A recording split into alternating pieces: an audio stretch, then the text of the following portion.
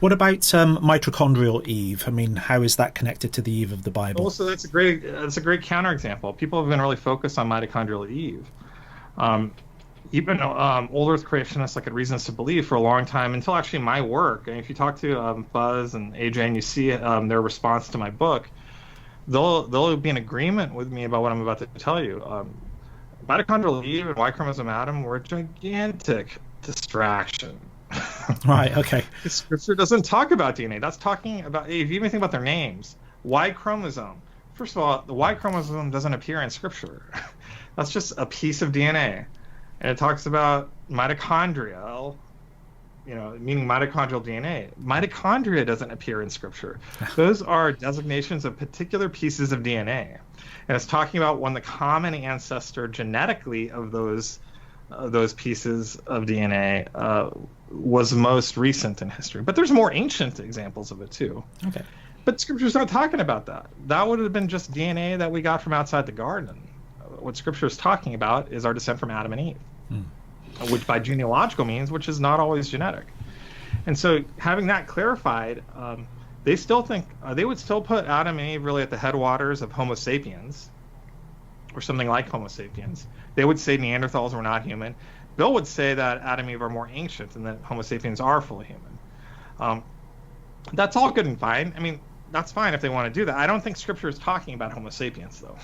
It's talking, if you look at the word for human in Genesis, it is the word that is literally the same word used to describe Adam. So either you understand it as there's a man named human, so therefore he's archetypal, maybe even mythological, or you understand it as there's a people named Adam because they descend from him. And I think that's a better way to understand it. So it's talking about the rise of the lineage of Adams and Eves, not really talking about the rise of biological Homo sapiens. Okay, so we obviously let's go to Genesis now. We're looking at the literal Adam and Eve right here, and then I think you've mentioned that there is a population of, what would you call them, humans or hominids outside of the garden? Well, not hominids. I mean, they're Homo sapiens. Homo sapiens. I mean, if they're more ancient, they're not Homo sapiens necessarily.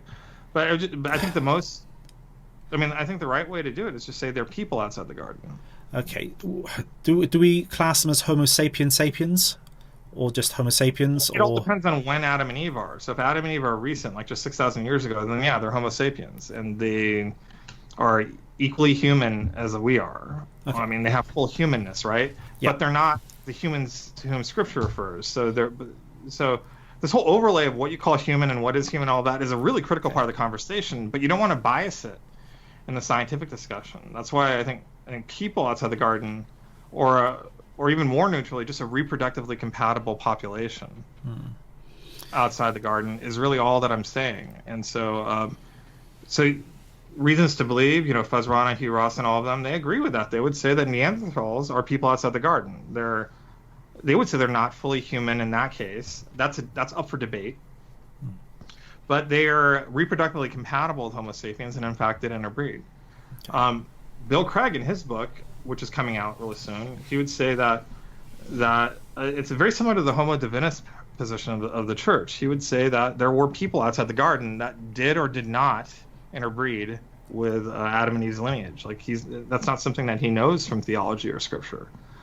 But he would say that they're out there. So there's people out there that are reproductively compatible.